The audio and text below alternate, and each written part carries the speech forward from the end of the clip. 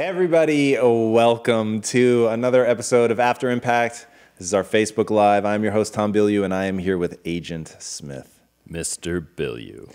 All right, we have a question for you guys. As you can see, we've got one of us rocking the latest fashion in headphones and one of us without headphones. Now, I have a personal fetish for wearing the headphones because it creates a really intimate vibe between the two of us. That's right. But one Mrs. Bilyeu is utterly convinced that we shouldn't be wearing headphones. So we decided that we're going to go half and half today because we need your feedback. So let us know what you think. Should we wear the headphones? Do we not wear the headphones? How does it look? How does it make you feel? Yeah. Especially if you're watching this. That's really what we want. That's all we care about. Because if you're just listening on the podcast and you don't actually see anything, it probably doesn't matter. Doesn't matter. But yeah, so we want to know. All right, so have a think on that. Drop it in the comments. We'll be tallying it up at the end. We'll try to remember to ask it a couple more times as we know that the audience tends to cycle through. Yep. And so we'll get that answer and definitively know which way to bounce. All right. Nice. This is, oh, by the way, we're going over Chase Jarvis. I hope you guys have seen this episode. Our man, you will notice that we've also put that up. By the way, that looks great. Well played. So yeah. I'll assume that was Lisa? Yep. All right, well done, baby. Well done. All right, and I think at this point I can migrate over to this camera. So yeah, we are going over the Chase Jarvis episode, the creator of Creative Live. Really, really had a good time with this episode. I think in terms of like that eternal question of how do you find your path? Do you follow your path? How do you shuck off sort of the yoke of parental expectations, societal expectations? He's a pretty amazing case study. He is. The episode is called The Dangers of Playing It Safe, and we'll get into why it's titled that. Nice. We'll drop a link in the comments, so if you haven't checked it out, definitely do that. You will not want to miss this one. It's great. And we got an activation today. We want to talk to you about helping us grow our community if you're finding value in this content. And so we're going to give away a 3-month Audible subscription. Nice. Yes, this is a big one. So 3-month Audible subscription. Here's what you need to do, and we will put these steps in the comments. You need to post on Facebook about Impact Theory. You need to tag Tom Bilyeu and Impact Theory. You need to share the link to our YouTube channel, which is youtube.com/Tom Bilyeu. And you need to send us a screenshot that you did it at connect@impacttheory.com. Nice. We'll put those steps in the comments. Do that. We'll go for a couple days, and then we will choose a winner for a 3-month Audible gift card. And as always, thank you for watching this, and thank you for sharing with your friends and family and strangers. We appreciate all your help, and we are trying to grow this community, so that's why we ask for these types of favors. Nice. Share. Cool. All right. Couple of YouTube comments I just want to pop in here. So let's do it. First one is from Simrita Dillon. She says, as a creative person myself, it's so amazing to hear the importance of creativity as a core value. Besides, the visualization technique of smelling the grass and using all the senses is so powerful. Took away so much from this episode. As always, thank you for your awesomeness. Nice. Thank you, Simrita. Yeah, no kidding. For your awesomeness. I actually want to start this After Impact with the end of the episode. Okay. Chase Jarvis. So he says that learning is now the new master paradigm. It's the first time in the world that the safe thing is also the riskiest thing. So I want to get your thoughts on that quote, because in this moment he's talking about the state of education and how he thinks it needs to change. So I wanted to get your thoughts on the state of education and the way that the professional world is going. Yeah, so, this really started getting on my radar at the early days of Quest Nutrition as we were building that, and didn't matter what role you were applying for. If you were going for a job at Quest, you were going to interview with me, and that held true for the janitor all the way up to the SVP of global sales. And I don't care about resume, right? So my thing was, I want to know if you're a good cultural fit, and this came back to John Wooden, who's like one of the most, if not the most winning basketball coach of all time, college basketball coach, for UCLA. Yeah, just really, really insightful guy about how he said, I don't look for the best player, I look for the best fit for the team, and that sense of team cohesion. And then that leads into what the Navy SEALs talk about, which is what they really look for is someone's ability to fall into group flow. So they're not necessarily looking for like the greatest leaders in the world, because you need to be able to lead, you need to be able to follow, and you need to be able to do both seamlessly. Yeah. So there are times where you need to be the leader, and there are times where you need to follow, and the chaos of battle just mandates that. And so like thinking through all of those notions and what it really means to be prepared for working in today's world, like that causes you to really start asking questions, like put things in context. And when you put our current educational system in the context of, it came up around the Industrial Revolution, when what you really needed to crank out were really good line workers. You needed people that could put their head down, get the work done, not get fed up. They were used to following authority. They were used to doing mundane, repetitive tasks. It was all about just showing up on time. And it was just very, very different than today, where we're going to be able to automate much of that away. So we literally have an education system that is designed to create the type of worker that we can now automate. So that's a dangerous game from Jay Samit, who's also been on the show, but his episode hasn't released yet. No, right? it hasn't. So one of the things that Jay talked about was his mission in life is to preserve the middle class. And that without the middle class, like everything falls apart. Yeah. And you just continue to see that dichotomy between the haves and the have-nots. And he said, so really, really globally thinking about the middle class is critical. And I think one of the ways that we do that is understanding that we're going to automate away many of the jobs that currently make up the middle class. And so what becomes that skill, that ability that we can teach that's going to make that up? And I think the real answer is creativity. And so, and I don't necessarily mean painting. I mean, that's one way that creativity can manifest itself, but really I'm talking about problem solving. And if you've heard any of the stuff that Elon Musk is talking about with the school that he's created for his own kids, it's really it all revolves around that, around problem solving. Yeah. And so getting people to start thinking about what is an educational system that is built around problem solving, what does that look like? And so I think that, Chase's point is essentially that if you're doing what people have been doing for the last couple of generations, which is, go through your K through 12, go to college, get a degree, get a safe job, stay in that job, like that paradigm just doesn't make sense anymore, because the stability of a line worker where you have this product that you sort of stamp out over and over and over and over and over for 40 years, and you sort of make your way up, with your sort of 5% increase year over year, that goes away. And it goes away because it gets automated. It goes away because most of the, but a huge thing that we're doing now is obviously technologically based, that we're living in exponential times. So technology is changing so fast, that the world changes so fast, that more than ever we have to tap into, the Darwinian notion that humans have become the apex predator because we're the greatest at adapting. And that adaptation needs to be the thing that we begin to train and teach. And so, as somebody who really took to that notion of being a good employee, keep my head down, do as little work as possible, and avoid punishment at all costs, I was very good at that. And then having to break out of that to be successful in today's world, it's like I have a very keen understanding of how the system, as we're teaching it, is about getting people comfortable with obeying authority rather than pushing back against things that don't make sense. That there's a scarcity of... God, how to explain this? Jay Samit does a much better job of explaining this, and I'm totally plagiarizing him right now. But one of the things he said is, we won't tell him.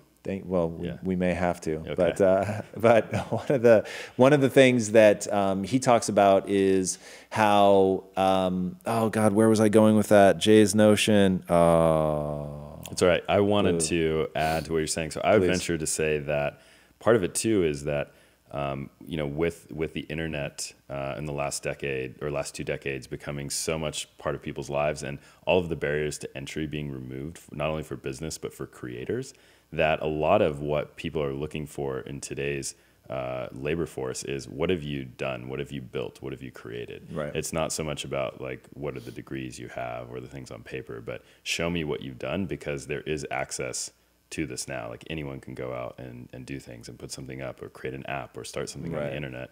And so it's about like, have you taken the initiative, because all these tools are available to you now. No question. Yeah, that's super important. All right. Chase Jarvis had a near-death experience. Yeah. Which he talks about in the episode, which if you haven't seen, you should definitely check it out. It's a really terrifying story, but very interesting in the way that it reframed his perspective on life. So I wanted to ask, why do you think people have such a change in perspective and mindset with near-death experiences? And then is there any way for people to recreate that moment in a safe way? Well, so why do I think that they have that shift? I think that anything that is that emotionally heightened is going to force a change of perspective. And I bet if you could see the impact that it has on just neurological hardwiring, that you would actually see it. And then I'm going to guess that something that, just like with trauma, just like with PTSD, it only takes one car accident, right, to burn something into your nervous system, a certain setup, a certain way that people are. People that have been involved in terrorist attacks have the same thing. It just takes that one event that's big enough that your whole system rewires accordingly. And so I think that is a huge part of why a near-death experience is so profound. What's interesting about near-death experiences is how for some people it becomes incredibly traumatic and it has more of a PTSD resonance. And for some people it becomes transcendent. And it has much more like a psychedelic experience. And this is something that Jamie Wheel and I talked a lot about. If you haven't seen that episode, definitely check it out. And I think that it comes down to rewiring. And it may also, like if I had to prognosticate, I'm going to get myself into danger here because I'm very much outside of what I actually understand, but I understand enough of the other stuff that I'm going to make a leap. This is purely a hypothesis. My gut instinct is that if you have a near-death experience that doesn't entail some sort of deprivation to the brain, whether it's oxygen, oh God, sensory deprivation. I'm really at the edge here. So I'll just stick with oxygen because this is the one that makes the most sense. If you deprive your brain of oxygen, they say you will go through a euphoric state. And my gut instinct is if you get to that euphoric state before you cause real brain damage and then are pulled back, that those are the people that have something that feels like a psychedelic experience where it's like this sense of peace comes over you, the sense of like oneness and acceptance. And I believe it's the parietal lobe that shuts down and creates that sense of oneness. And what's actually shutting down, so just imagine it is shutting down because you're robbing it of oxygen. And if you do that, so you can transcranial magnetic stimulation can shut down parts of the brain, robbing it of oxygen will shut down parts of the brain. And usually these transcendent experiences, whether it's getting into flow, whether it's a psychedelic experience, whether it's my hypothesis about what's going on in a near-death experience, is that something is shutting down, not that you're lighting more things up. So you're shutting something off. So my guess is that oneness comes from shutting down the parietal lobe, which controls navigation. So to navigate through the world, you have to know where your body stops and the next thing begins. When that shuts down, you don't get essentially what V.S. Ramachandran, also an episode, calls the null signal, right? So your skin gives you a null signal. So like if I pinch myself, you look at that, you know what it feels like, but you're not actually feeling it. But if you didn't have skin, you would actually feel it because your skin is saying, no, that's not actually you. Without that null signal, and they know that from people that are amputees, without the null signal, you actually experience it, which is crazy. So that's my guess, that it's a part of the brain is shutting down. It creates this euphoric experience. You rewire because it's so big and so grand. And for the people that it becomes traumatic, nothing shuts off. And so they're sort of recording and processing everything. It becomes very negative. And for other people, they get to the point where something shuts down and it creates this euphoric state. Then they come back. So it has this added importance. Yeah, and Chase talks about that it really changes perspective, right? He was living this life he was a famous a photographer for extreme sports. It was everything he wanted to be doing, working for all the biggest brands. And then he realized that he wasn't making true impact on the world. And he says that in the episode, and that's what reframed his perspective on what he was going to do next. And then he ended up going on and creating Creative Live. But what do you think people can do to try to try to keep things in perspective on a day-to-day basis, or try to look at the bigger picture, or see like the long game? What are some daily practices people can do? Well, I think one is just self-reflecting on how you feel, right? And so what makes you feel alive? And so I was in an environment where you got made fun of if you were like really focused on helping other people, and like culturally, right? But that was always true for me. And so finally I was just like, well, I actually like that. And so just being a clever marketer isn't interesting to me, and I don't want to do that. Like I really want to, I want to help people, and that just makes me feel good. And yes, maybe that means that I won't ever be as sort of quote unquote successful as the next person because I'm not predatory. I remember somebody once said to me, you don't have a killer instinct. And the fact is that's true. I don't. And I think in business, I think it does hold me back in some ways because I'm not trying to kill the competition or shut them down. Like that does not resonate with me. But once I finally owned, like, it feels better. It just feels better to want to see other people win and cheer them on and to be excited for them. And I like to believe that we live in a world now with social media where you can be rewarded for that, where the audience can really feel that I actually want something good for them. So it comes back to that, you know, like looking inward. And for Chase, I think it was just accepting that I want to help people on a bigger scale. I want to have grand impact, because he could have had impact as a doctor, but like wanting to have bigger impact on a grander scale, that being creative and helping people made him feel alive.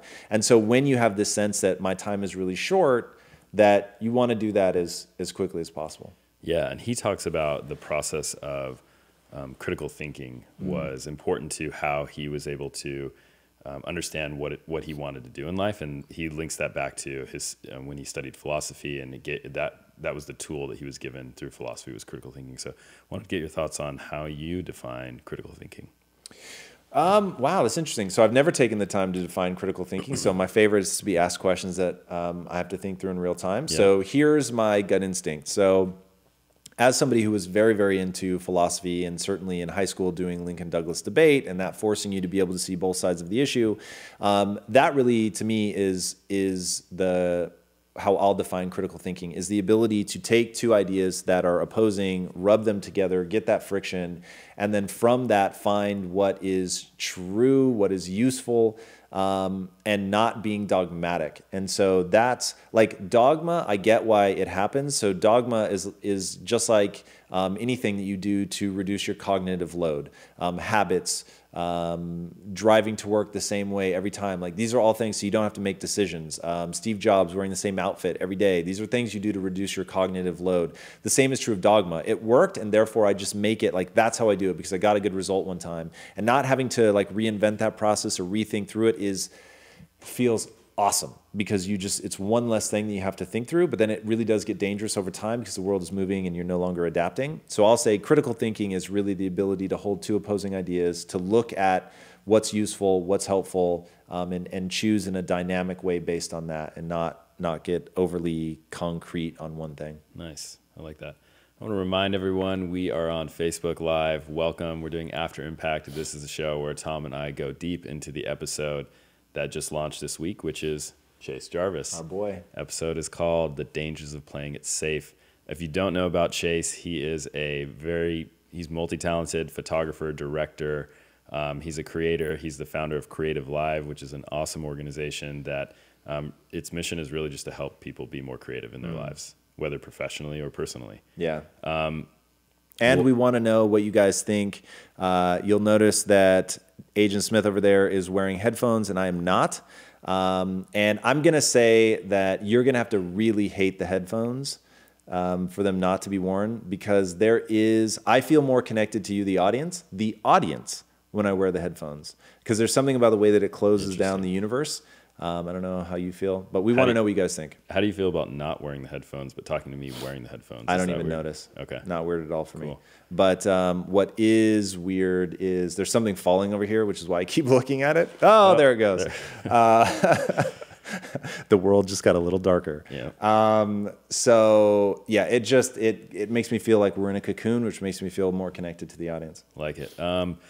Want to remind everyone too, if you are willing to share and give Impact Theory, the Tom Bilyeu YouTube channel, but which houses Impact Theory, some love on Facebook, we will enter you to win a 3-month Audible subscription. You can find the rules to this contest in the comments of this Facebook Live. So check that out. And then I want to kick it over to a comment, or a question rather, that we have on Facebook. Nice. So this is from Carrie. She says, great interview, Tom and Chase. You guys seem like brothers from another mother. Really enjoyed it. You briefly talked about Stephen Kotler's latest book, Stealing Fire. 2 hours before you recommended his book, another person had recommended it. What were your key takeaways from the book? And will you be doing a special video about Stealing Fire, which we've done? Yeah. Hey, the light's back. We did do a book review on Stealing Fire, so be sure to check that out. My key takeaway from the book is that there are really 3 ways to access the brain state of flow. So I had read The Rise of Superman, which really sort of kicked that off for Stephen Kotler and Jamie Wheel. They then founded the Flow Genome Project to try to figure out what does that look like from a neurochemical standpoint. And they found that there really were, between whether it was a monk in a very, very experienced monk in a deep meditative state, or whether it was an extreme athlete, whether it was somebody on a psychedelic trip, that they looked very similar from a brain chemistry standpoint. And as we were talking about earlier, a lot of it marked by things shutting off rather than things turning on, which I really found very, very interesting. So this concept that there are 3 doors to get to that state, and it really comes down to your tolerance for risk and the time frame. So if you have very low tolerance for risk and a lot of time, then meditating, which can take decades to really get into a true flow state. Yeah. If you have a high tolerance for risk and very little time, then extreme sports, because the high stakes that it takes can get you into flow. Gaining mastery, though, on that is pretty critical, so that one may be a longer time frame as well. If you have a higher tolerance for risk and absolutely no time, so let's say PTSD and you're literally contemplating suicide, then psychedelics might be the way for you to access flow. So I just thought it was really, really interesting, and they really go deep into the science and what the current state of our understanding of what they call non-ordinary states of consciousness, because flow is really only one of the 3 gateways to a non-ordinary state of consciousness. Right. So that was my key takeaway. Awesome. Here's a YouTube comment from Con Artist is the username.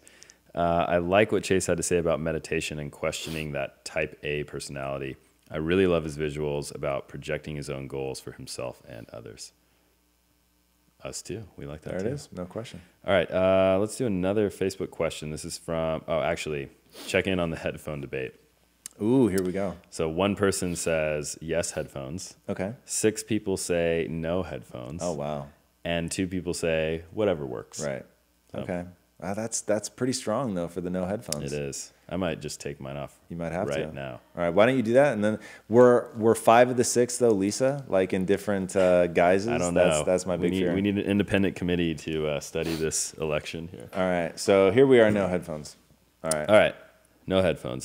This is from Dan Bro Fitness. He says, I'm a creature of habit, always have been from my golf days where I found it easy to get into flow. I know I now have this with the gym. What I struggle with is getting into flow and creating habits with work. What's the best way to create habits, dive into flow, and stop procrastinating? Wow, you've got like 6 different questions in there. So stop procrastinating, for me, that's an easy one. Goes back to identity. I won't derail us on a whole thing about identity, but that one, that's like manual, right? So, and by manual, I mean you give yourself a certain amount of time and then you have to take action. So if that's like I can space out for 5 minutes and never more, okay, well, great, now you know. So if you've been talking to your friends for 5 minutes, boom, clicks, guys, I have to get back to work. For me, getting into flow is all about limiting my distractions. So I like to headphone up. Man, that is my like gateway to it. At least is the first requirement to get into flow. Like if I don't have headphones on and there are people around me, the chances of me getting into flow are virtually 0. Agreed. So I put on headphones. I use film scores, which I find you'll find over time ones that really just like draw you in. So I almost always start with the song. I think it's called "Time" from I think it's Inception. Oh, I think. I'll have to double check this. It's definitely called Time, which is a the recommendation. soundtrack being really ominous in Inception. Or maybe that's The Dark Knight. Maybe I'm confusing. Well, Dark Knight is like upbeat, adrenaline, and definitely dark. Inception, I found mournful might be the word. And oddly enough, that is something that pulls me into creative flow very, very fast, which is why I like rainy days, wind, cold weather. I like to be warm in spite of it, but having all that going on outside makes me feel intensely creative. So yeah, headphones, music without lyrics draws me in. Nice. There was one more question in there, but I forget what it was. Stop procrastinating, which I think I is answered identity. that first, yeah. You did. Okay.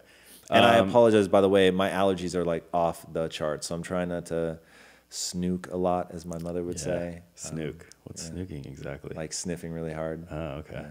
I like my that. mom made up a lot of words. I'm a little nasally too today, so this is going to be a fun one for our podcast good listeners. times. Yeah. All right, this one. All right, so from the episode, Chase, this really struck me. He says, you have to write your own script or someone else will surely write it for you.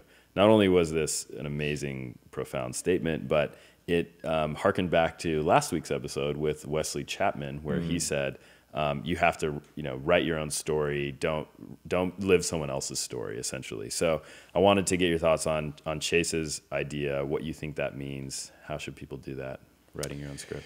Yeah, so he really is the perfect example of this. He was doing all the things he thought he was supposed to do.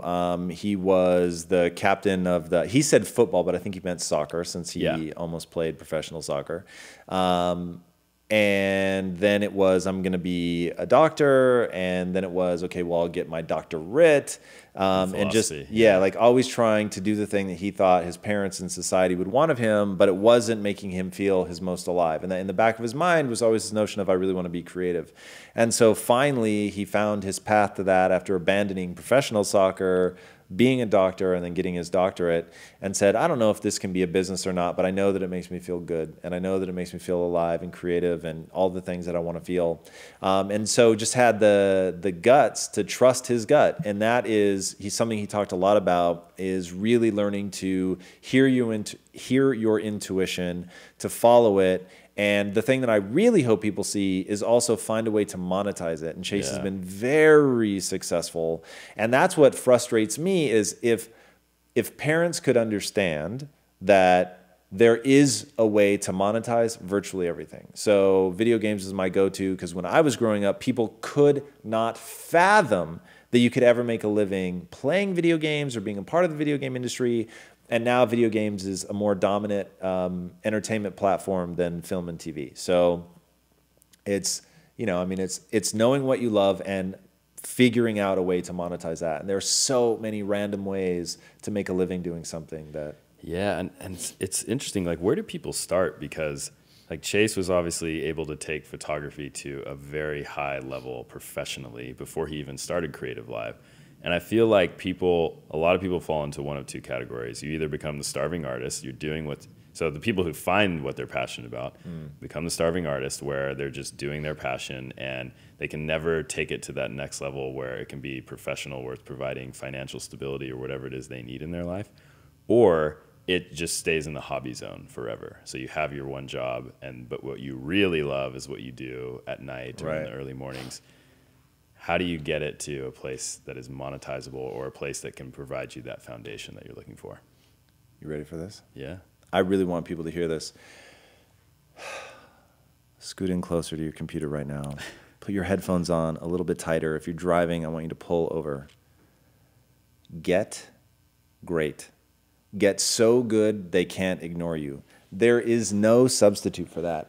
Actually developing a skill to where you are so unbelievably good that people want to work with you. They want your work, that you are pushing that thing forward. If you're a writer, that it is truly jaw-dropping insights that make people understand what it means to be alive and be a human. If it's copywriting, that it's really understanding psychology so that you can sell product in a way that nobody else can. If it's being a photographer, it's about learning the technical side and the artistry and being able to push the art form forward. If it's teaching, it's really understanding how to have mass impact on your students, understanding the difficulties that they're in, understanding the dynamics between home life and school life and administrative life, and understanding all of that. If it's being a pilot, whatever, like all of this stuff.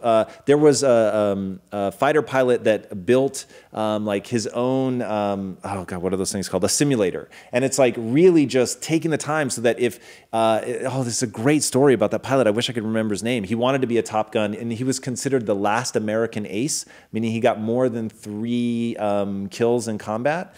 And he was considered one of the worst pilots in his class. And so he built in his bathtub like a simulator, because he had a really hard time when the pressure rose. He had a hard time staying aware of his instrumentation. And so he just had to practice and practice and practice and practice. It's always those people that, like, they oftentimes start out like they have this combination of, I'm really bad and that makes me feel really badly about myself. Yeah. And then 2, I'm willing to do an inhuman amount of effort to feel good about myself. And so this is my thing, and I'm just going to do it. And then people will eventually dismiss you as being naturally talented. Right? And like that is, and when I think about the number of hours that I've spent just trying, like today, do you know how I will punish myself for the fact that I couldn't remember what I was going to say about Jay Samit? How Like, will you punish yourself? So and all like tongue-in-cheek jokes aside, I will really think about it. I will think about, okay, wait a second, like this is important to you. So where are your opportunities to practice? Like when you were talking, I set half of my brain to listening to you and the other half to trying to like catch back up to where it was, because I need to do that. I need to take those moments to practice to like really be able to do that, because that's something that I struggle with. And so now when people say like, oh, Tom, you have such a good memory, that's just hysterical to me, because I use a totally different strategy, which is to try to learn so many things grouped in themes that I only have to remember 10% to make it seem like I know an overwhelming amount about a subject. But that's, it's strategy, it's practice, it's realizing never treat anything like performance, always like practice. But it's working so hard at something for so long that you get so good that people just assume you're naturally talented. Like that's it, that's the key. And somewhere in all of that, constantly checking against the market. Is the market saying this is valuable, yes or no? And if the market is saying that it's valuable, you keep doing it and keep pushing and getting better. And if the market says it is not valuable, then you pivot and do something else. So I will tell you, I wasn't sure, there was a brief moment in my life where I wasn't sure if I wanted to be a filmmaker or a poet. Do you know how I decided? No. No one makes money as a poet. This is true. It's not monetizable. Nope. So I just thought, there you go. But it is the same, like once people understand that the same thing that makes me love being a poet is the same thing that makes me love filmmaking, that's like the degree to which you can pivot and still find that thing that makes you feel alive, that thing that like, poetry is driven by insight. Poetry is driven by rhythm. Like if I had been really smart, maybe I would have been a rapper, because that's maybe the most direct expression of poetry in a modern context where you can actually monetize it. But I wasn't, although I made a rap album. What? Yes. When I was like 10 years old. Oh. And it was called Teacher's Pet. Nice. Yeah, and it was about the kids in the classroom. I can see where that is going based on what I know about you as a student. Really? Yeah. Do tell. Well, so you were not the class clown, but you were the one always testing authority a little bit. Yeah, so a little teacher's bit. pet is definitely tongue-in-cheek, because I don't think you were the teacher's pet. Well, so some teachers loved me and some hated me. So it came down to how you responded to my personality. I will say I got through high school largely on charm. Okay. So, but it wasn't necessarily me saying I was the teacher's pet. It was just, that was like the coolest phrase that I knew that had to do with school. So nice. There's an unspoken part of what you were just talking about, and how in getting good or getting great at your craft or your passion, and that is you need to also tell people about it, and you need to talk to people and get feedback. And I want to get your thoughts on that, because you can't just do something in a vacuum. You have to actually show it to people. Real artistship. There you go. Right? That was Steve Jobs' whole thing, real artistship. And at some point, you just have to put it out into the world and see if it's any good. And, one thing that I'm actually really proud of here at Impact Theory that we haven't fallen prey to is waiting until it's perfect, right? Yeah. It's just like momentum matters. In fact, we're going to make that a t-shirt. Momentum matters. That's a good one. If anybody out there has a design, submit it. Momentum matters. Going to turn it into a t-shirt. Wait for you to make money, wait for us to make money, but momentum matters. Like that's something that's really, really important. And we focus on that here, and we know that like, look, maybe it won't be perfect. Maybe in fact it'd be downright ugly, but it'll be a way for us to see like what part of it resonates. Like when I think back to the first episode of Startup Theory, yikes. Like that was pretty rough, but we did it, and hey, awesome, we learned something, and now like the format is morphed into something totally different. Because I honestly, like I told everybody, oh, gather around, we've got this idea for this amazing show, Startup Theory. It is going to be our best performing piece of content. You remember me saying that? I did. And it is our worst performing piece of content.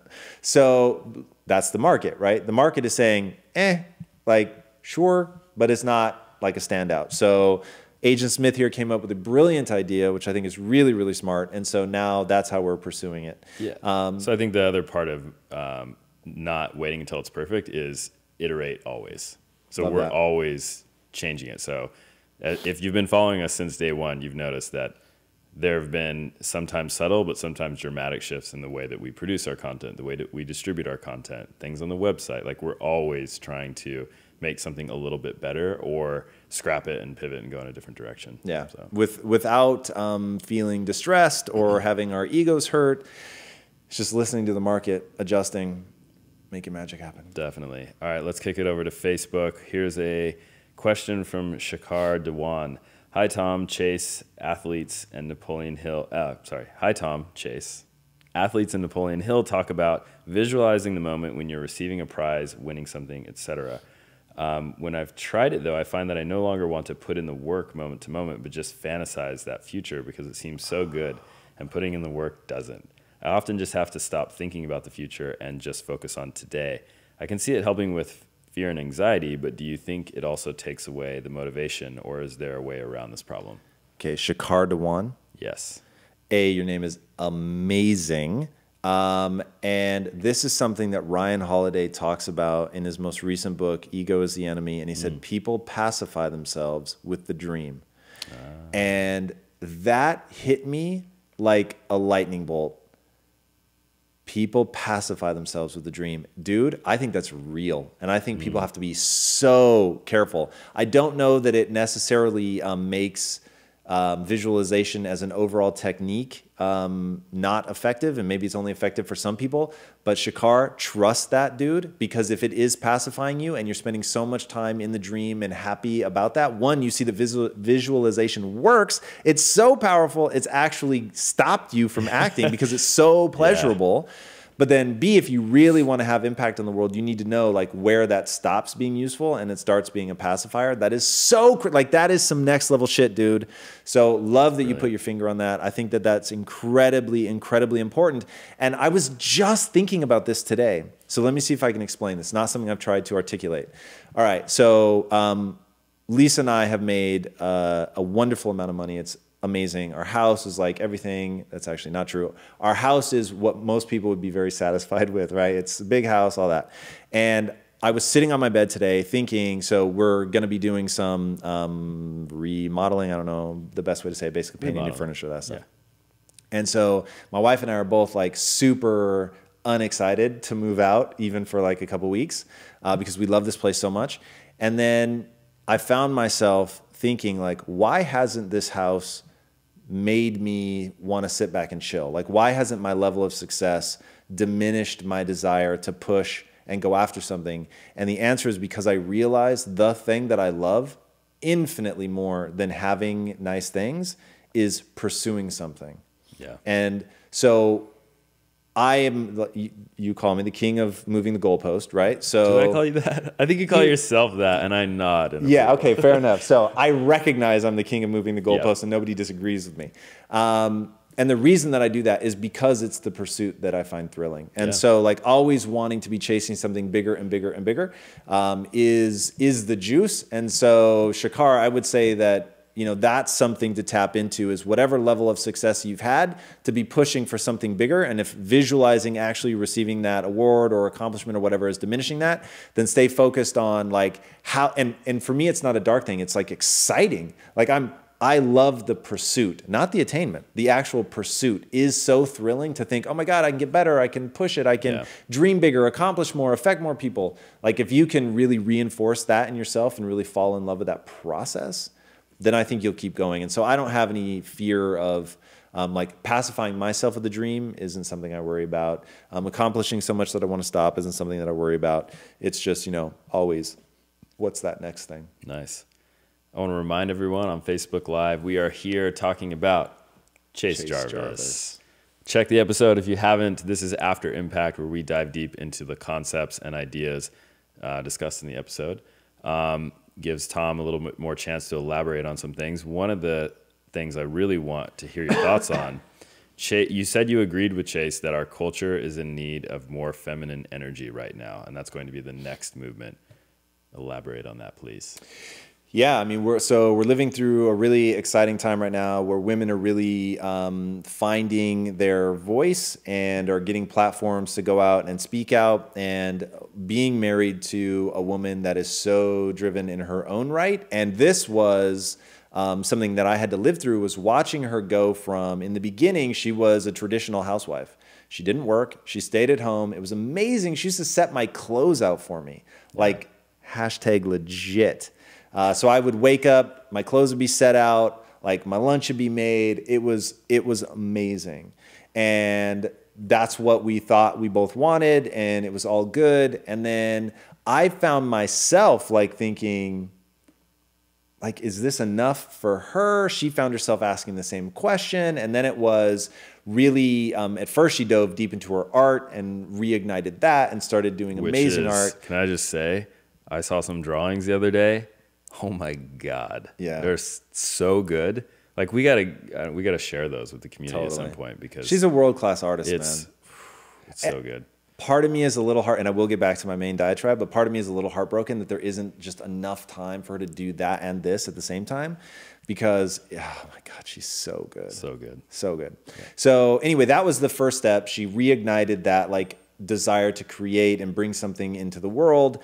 And then when she got, when, you know, we founded Quest and she was involved from day one and started helping build that. And then by the time she moved she did fulfillment, which it is so hard to explain what it must have been like for her to go from full-time housewife to running our fulfillment department. So you have to imagine all of a sudden your world, and it happens slowly, right? How do you boil a frog? You raise the temperature very slowly. So it started with her on the, you know, living room floor, shipping one box at a time, but it ended with her in a warehouse all day, every day, with a staff of like 40 people, forklifts, pallets, pallet jacks. Like, I mean, that became her world.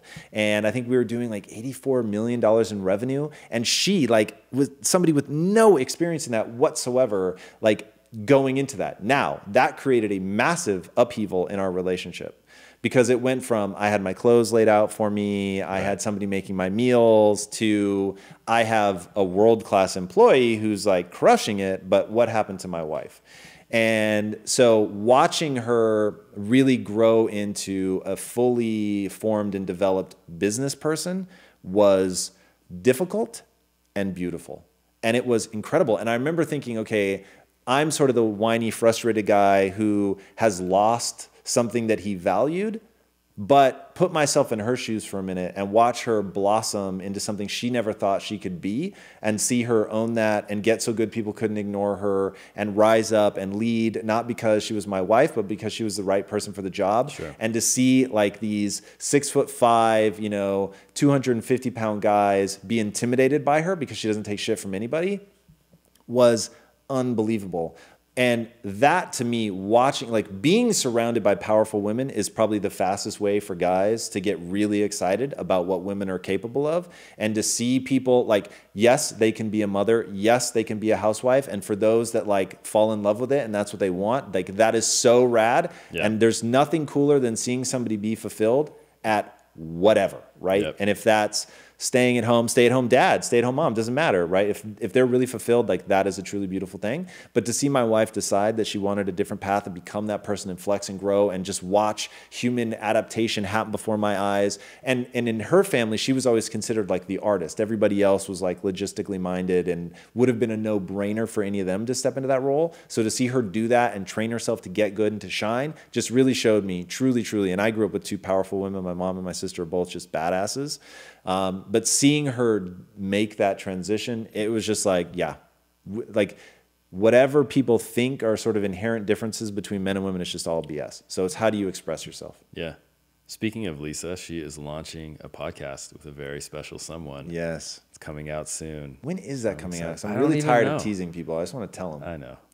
So it's going to be badass. I could not be more excited. Yep. And in fact, I'm going to guess that a lot of what she's going to talk about is going from housewife to badass businesswoman. And that, you know, one of the things I feel that has made my own story useful to people is that I started as a really good employee. Yeah. And not being an entrepreneur, not being a born entrepreneur, and having to self-make myself into something else. She's really walked that same path, and she, you know, wasn't like ever going to be a career woman. We were going to have kids. She wanted to stay at home, not have to work. That made me super proud to be able to support my wife, to be able to stay at home. And then we just like, woof, you know, took a 180 and went in a completely different direction. And to see her turn herself into that has just been amazing. So yeah, to Chase's point, I think one, just seeing the how women can do anything that a man can do, and then I mean, I think Amelia Boone pretty much proves that even when you talk games of physicality, sure, is she going to out bench press or out squat? No, that's the nature of you know, testosterone essentially. Right. But I mean, with minor exceptions. anything that one can do, the other can do, and vice versa. You know, if a guy wants to excel at things that are considered traditionally feminine, I think that they can do that just as well. So I think that's a paradigm people are really living through now. And then just feminine energy, what we'll call traditionally feminine energy of being inclusive, being more nurturing, being supportive, group-oriented. I do think the world will benefit from that. Nice. All right, let's kick it back to Facebook for some questions. Here's one from Johan. He says, "Hi, Tom. I've been following you for more than a year, and although having a 10-minute chat with you would feel like Christmas in March, I kind of feel like I just wouldn't have any specific questions for you. I have the weird feeling I already have the answers to my problems, but somehow I'm not taking enough action. What is the secret of taking action consistently?" So identity, right? So I am the type of person that takes action consistently, and then creating a routine that actually makes that happen. So if you have a traditional 9 to 5 Johan, my high suggestion, start going to bed a half an hour or an hour earlier, which means you'll start waking up a half an hour or an hour earlier, and use that time to take concrete steps towards your goals. So you're going to need to know what your goal is, but then every day, and if that means you have to miss work, miss work. Do not go to work until you've taken a concrete action towards your own dream, whatever that thing is you're trying to build. It doesn't have to be a huge action. It can be small. It could be making a phone call that you're afraid to make, writing an email that you've been holding off on, doing an outline, for whatever thing you're trying to create, writing down the steps that you're going to be taking, and then one by one, just every day, like chip away at them, and just making that a part of your routine, that it's part of the habit loop of waking up. When I wake up, I do this. And if you take that identity and marry it to a routine, it will happen, and you will be shocked what you can accomplish in a year. You'll be blown away by what you can do in 3. It's just nuts. You just have to do it every single day and hold yourself to that standard. What do you think about I think it's called the quantified self movement? So all the data trackers, all of our ability to see how productive we're being on a day-to-day basis. Do you ever get into that? Do you ever like write down, okay, well, when you were starting out this many days, I woke up at this time like I said I would? I don't do that, but as you know, my obsession is looking at the data and really making decisions based on it. Yep. So going into the analytics, making sure that you're aware of what's actually happening, quantifying the things you do, I think is really important. Because my habit loops serve me so well, I don't spend a lot of time looking back at those. I probably did that more, say, 10 years ago, when I was first trying to form these habits. But do you think someone should do that if they're just getting started on that journey? Yeah, I mean, that is you coming up with that. It's very much me stealing your idea now. I think that's a great idea. Whatever you need to do to see in a raw, unfiltered format, I'm not doing what I said I would do. I'm not moving forward. I think it'd be really critical. Data has a way of slapping you awake because you can feel like you're doing something when in reality you're not. And the data just makes it abundantly clear. There's an app, I think it's called Productive, that I've used before. I don't really use it anymore. But when I was trying to create a better morning routine, you put in all of these daily habits and you put which days you want to be doing them or how many days. And then you just go through and you just check them off every day. And then it tells you every week, okay, you hit this many times of waking up earlier, this many times of going to the gym or meditating, whatever it is. And then it gives you it's kind of gamified. It gives you points oh, you did 3 days in a row or you did 5 days in a row. It's pretty cool. So if you're into that thing, you might check it out. I will fact check the title of the app and put it in the comments. Nice.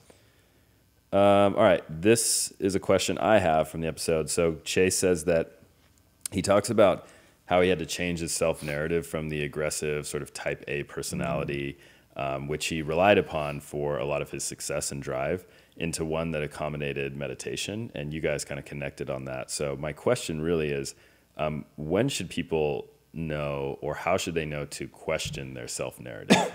So they already have one in place that they're telling themselves, and you went through this with meditation as well. When do you look and say, maybe this isn't serving me, or maybe there's another part that I'm not considering? I try to do that a lot, and this is all about results, right? So we've been really, really public about what we're trying to do here at Impact Theory, but what nobody realizes is how many, 2 or 3 days a week, I spend 20 minutes going, is this really the right thing? And today I actually had a breakthrough. I haven't shared it with the team, so I'll share it with the team first, but just thought, ooh, there's actually like we're misstepping on this one thing. And so constantly reflecting back and saying, okay, this is my goal. Am I actually moving towards it or not? And that is so, so, so important. And then if I'm not, or I'm not moving as fast as I could, and in fact, this might be the best way to ask this question. If I had to accomplish, this is Peter Thiel, if I had to accomplish my 10-year plan in the next 6 months, what would I have to do? And that really forces you to think in a totally new way. Yeah. And if you start asking yourself that question with a fair degree of frequency, you'll see ways that you can take real big steps forward. And I think that's pretty critical. I think people have to routinely self-assess. Nice. All right, this question is from William Mendoza. He says, hello, gentlemen. Hi, Will. He's a great guy. He came by one day. William We love Mendoza. us some Will. What's up, dude? Yeah, he says, Tom, what are your thoughts on failure, and how do you think we as a society should process it? So here's the problem with failure. Failure makes people feel badly about themselves because not enough people are talking about how to build your self-esteem around something that's anti-fragile. So first of all, read the book Anti-Fragile by Nassim Taleb. He talks about how things that are resilient or tough are still defined by their breaking point. They can take a lot of beating, but they do eventually break. Something that's anti-fragile actually grows stronger the more you attack it. So you need to build your self-esteem around something that's anti-fragile, meaning that if somebody calls you an idiot, a moron, or whatever, that actually makes you stronger. So for instance, the one that I use, and I'm very open if somebody has a better one, but the one that I use is to stop thinking about myself as being smart. I don't pride myself on being right. I really pride myself, though, on identifying the right answer faster than somebody else, on being willing to admit that I'm wrong. Those are things that are key drivers. So, like, for instance, very small example, but this was this kicking in when you said, you gave me the perfect opportunity to take your idea. Most people wouldn't have noticed that you were actually feeding me a brilliant idea with this whole notion of productive, the app and all that. And I could have just been like, yeah, that's great. And it would have sounded like, oh, that's what I already do. But my identity forced me to say, well, that's your idea. And now I'm going to jump on it. I love it, but it was you, right? And so that's useful for a whole host of reasons. But the reason that I do that is I'm proud of myself for not needing to co-opt somebody's idea, for becoming the energy behind it, right? So I pride myself, whoa, that's a better idea than what I was going to say. Awesome, that was Agent Smith. I'm going to take that now. I'm going to be the energy. And so that's anti-fragile. So you could say, Tom, you steal ideas. I'd be like, yes, I do. Like, you better believe it. And if you have some more for me to steal, like, I'm going to be giving credit whenever possibly I can. And so that, or Tom, you're really stupid. Oh my God, fantastic. Tell me more. Where am I being stupid? Oh, you're being stupid in X, Y, and Z. Fantastic. Now I know what to go target, because like failure, the problem is people fail and they think that, oh God, I am a failure. I feel bad. I'm less. So now they're going to try to put themselves in situations where they're not going to fail. And that's just, that it's not effective. Right. So meaning, like, look at Amazon, look at the way Jeff Bezos has built that company, where he told shareholders, do not invest in this company if you can't stomach a whole lot of failure, because most of the things that we try, they're going to fail. Yeah. And that's the nature of winning at the game that we want to win at. So I think that people need to look at failure like that, be proud of yourself for having the guts to be willing to fail, be proud of yourself for having the guts to fail publicly. So don't worry about whether that loss or that failure or whatever says something bad about you. It doesn't matter. It's other people will think less of you. That is true. They absolutely will think less of you. But what matters is what you think about yourself. And if you know that you come out the other side of that and that you figure it out and you learn and you keep going, then you're going to win. And the best revenge is unmitigated success. Right. The best revenge is unmitigated success.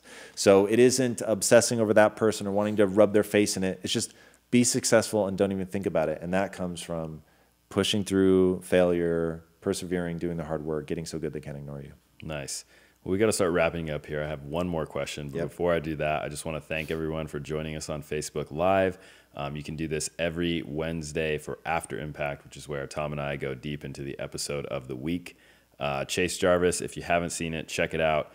And if you want to win a 3-month Audible subscription, then share our YouTube channel, tag Tom, tag Impact Theory, send us a screenshot from your Facebook account at connect@impacttheory.com. All of the rules for this contest are in the comments section, so go ahead and do that. We will enter you to win. My last question for you, Tom, is, and a lot of people are commenting about this, is the visualization practices that Chase uses. And we kind of touched on it, one of the rabbit holes you can potentially go down, or the pitfalls rather. But you said that it really struck you how he uses words, so headlines. So I wanted to ask, have you incorporated that into your visualization practice, and if there are any other practices that you use as well? I am, oddly enough, I'm really bad at visualizing things going well. I don't know why. Do you visualize the opposite, things going Well, so terribly? now I'll just share something super random with you. In Tacoma, there's a lot of ditches.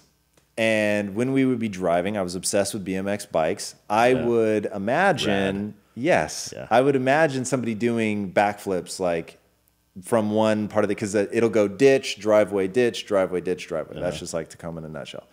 And I would imagine someone riding in the ditch, doing a backflip over the driveway, landing back in the ditch. And every time I imagined it, I imagined them crashing every single time. Right. And so half of my brain imagined them crashing and then the other half going. And I remember as a kid being like a little traumatized that I couldn't ever picture it just going well. And that the harder I tried, the more I saw them crashing. So visualization has never been my specialty. So when he said the headline thing, because words are my jam. When he said the headline thing, I thought, like, I can do that. I can think of the words and the sentence structure and like what that, I think the example I said in the episode was like Chase Jarvis wins an award for, pushing cinematography forward or whatever. And he said, well, I don't really think about myself, but I think about all these bigger goals. And as I was like, wow, like that, just saying it as words would be really, really powerful for me.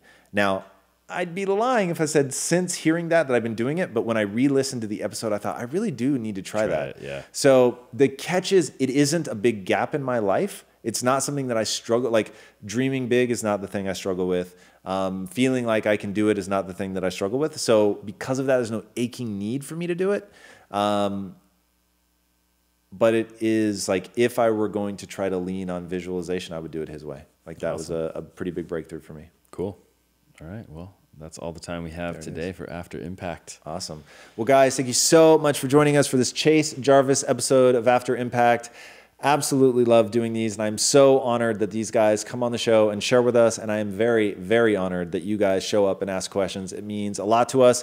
If this content is adding value to you, please be sure to share it. Should we being look told at this camera? we're back to the center camera. Yeah. All right, guys, so thank you so much for joining us. If you haven't already subscribed, be sure to do so. This is a weekly show, and until next time, my friends, be legendary. Take care. Bye. Peace out. Oh, I'm supposed to pause before I hit stop.